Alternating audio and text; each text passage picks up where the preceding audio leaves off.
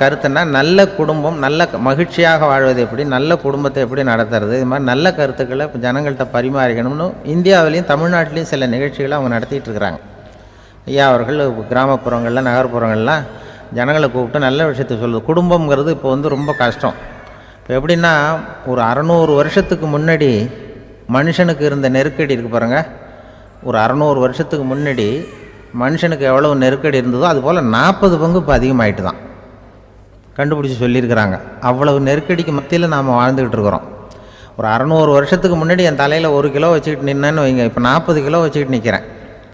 அப்படி ஒவ்வொரு மனுஷனுக்கும் வாழ்க்கையில் நெருக்கடி அதிகமாக போச்சு.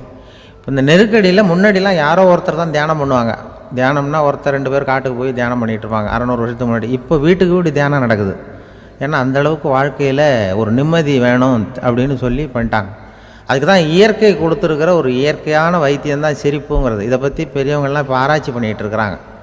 சிரிப்புங்கிறது நாம் பிறந்து ஒரு 6 மாதத்தில் தான் முதல் தடவையாக விவரமாக சிரிக்க ஆரம்பிக்கிறோமா.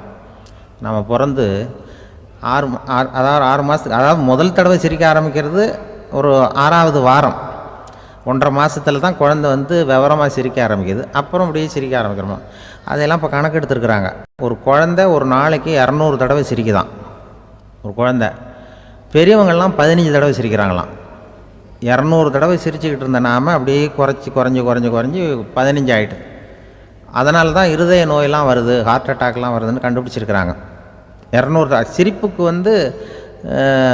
அது இயல்புத்தன்மை, மனுஷனுடைய இயல்புத்தன்மை சிரிக்கிறது. அதுக்கு ஜோக்கே தேவைப்படாது. ஆனால் இப்போ காலங்காலமாக நாம் என்ன போதிக்கப்பட்டு வந்திருக்கிறோம்னா, சிரிப்புங்கிறது ஒரு பாவமான செயல்.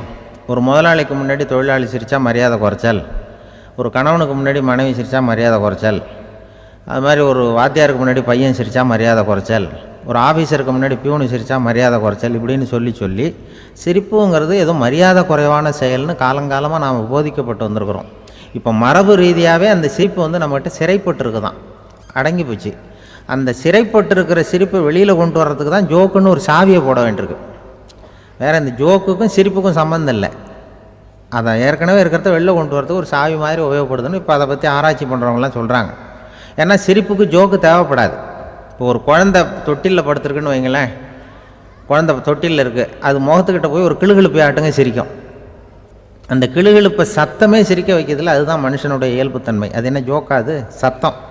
ஒரு கிளுகிழுப்பையை கொண்டு போய் குழந்தை முகத்துக்கிட்ட ஆட்டினா சிரிக்குதே, அதுதான் இயல்புத்தன்மை. அதே கிளுகிழுப்பை ஒரு தாத்தா மூஞ்சிக்கிட்ட ஆட்டுங்க, கோவம் வந்துடும், அடிக்க வருவார். என்னடா விளையாட்டு இது அப்படிமாரு. ஏன்னா அவர் சிரிச்சுக்கிட்டு இருந்தவர், அப்படி இருந்தவர் ஒரு காலத்தில். ஒரு கிளுகிழுப்பைக்கு சிரித்தவர் ஒரு காலத்தில் இப்போ கோவப்படுறாருன்னா அந்த அளவுக்கு நம்ம மாறி போயிட்டே வந்துக்கிட்டு இருக்கிறோம். அதனால் அந்த இயல்புத்தன்மை மாறாமல் இருக்கணுங்கிறது ரொம்ப முக்கியம்.